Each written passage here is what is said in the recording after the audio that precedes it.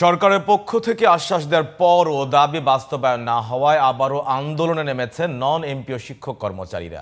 শনিবার জাতীয় প্রেস ক্লাবের সামনে লাগাতার অবস্থান কর্মসূচি পালন শুরু করেছেন তারা। ঘোষণা দিয়েছেন দাবি আদায় না হওয়া পর্যন্ত ঘরে ফিরবেন না। এদিকে দাবি আদায় লক্ষ্যে টানা ২৫ দিনের মতো জাতীয় প্রেস ক্লাবের সামনে অবস্থান কর্মসূচি পালন করছেন তথ্য আপা ২ প্রকল্পের কর্মীরা। আরও জানাচ্ছেন মহসিন কবির। দাবি আদায়ে দীর্ঘদিন ধরে আন্দোলন করে আসছেন দেশের প্রায় ২৫০০-এর বেশি নন এমপিওভুক্ত শিক্ষা প্রতিষ্ঠানের প্রায় ৩০,০০০-এর বেশি শিক্ষক ও কর্মচারী। সবশেষ ফেব্রুয়ারি মার্চে টানা ১৭ দিন আন্দোলনের পর সরকারের পক্ষ থেকে মে মাসের মধ্যে দাবি মেনে নেওয়ার আশ্বাস দেওয়া হয়, কিন্তু দাবি বাস্তবায়নে গড়িমসি করায় আবারও আন্দোলনে নেমেছেন তারা। আমাদের সঙ্গে সরকারের সফল আলোচনা হয়। গত ৩ মাসেও আমাদের এমপিওভুক্ত কাজের কোনো দৃশ্যমান অগ্রগতি হয়নি। শিক্ষক অভুক্ত থেকে কি করে একটা শিক্ষা ব্যবস্থার উন্নতি করা যাবে।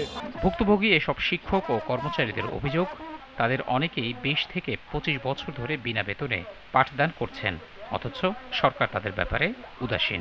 আমাদেরকে এমপিওটা দিয়ে দেন, তাহলে আমরা হয়তো দুটো ডাল ভাত খেয়ে বাঁচতে পারবো। ২৪ বছর যাবৎ বিনা বেতনে আমরা পাঠদান দিয়ে আসছি। আমাদের বাজার খরচ টাকা দিয়ে আমরা কলেজে যাতায়াত করে আমার ১ সপ্তাহ ধরে আলু ভর্তা খাওয়া লাগে। এইটা আমি সরকারের কাছে জবাব চাই যে কতদিন আমরা আলু ভর্তা খেয়ে বেঁচে থাকবো।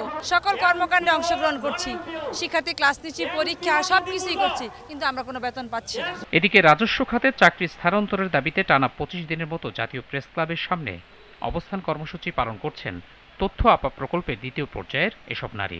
আন্দোলনকারীদের অভিযোগ, দাবি না মেনে উল্টো রোববার থেকে কাজে যোগদান না করলে শাস্তিমূলক ব্যবস্থা নেওয়ার হুমকি দিয়েছেন উপদেষ্টা।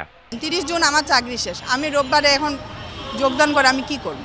আমাদের ২য় পর্যায়ে জয়েনের ৪ মাস পর থেকে একটা বেতনের একটা নির্দিষ্ট অংশ কর্তন করে যাচ্ছেন। পেটের চাহিদার জন্য এই ছোট বাচ্চাকে নিয়ে আমি অত দূর থেকে এখানে আসছি।